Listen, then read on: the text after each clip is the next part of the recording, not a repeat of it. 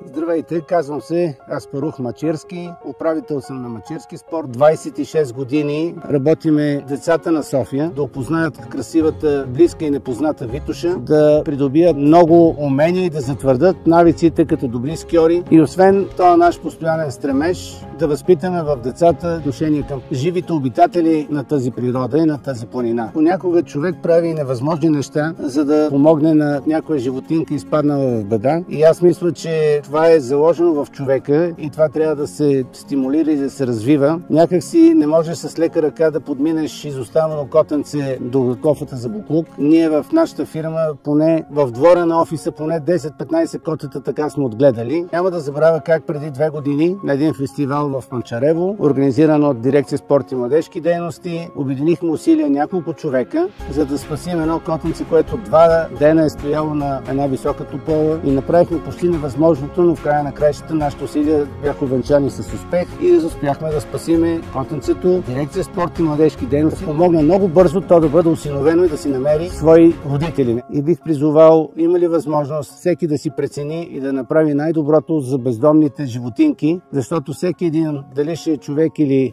живо същество, друго, той има нужда от отношение, има нужда от специални грижи, има нужда от много любов. И този ключ смятам, че е една безкрайна отговорност и аз с удоволствие ще го предам на следващия сериозен кандидат да го притежава.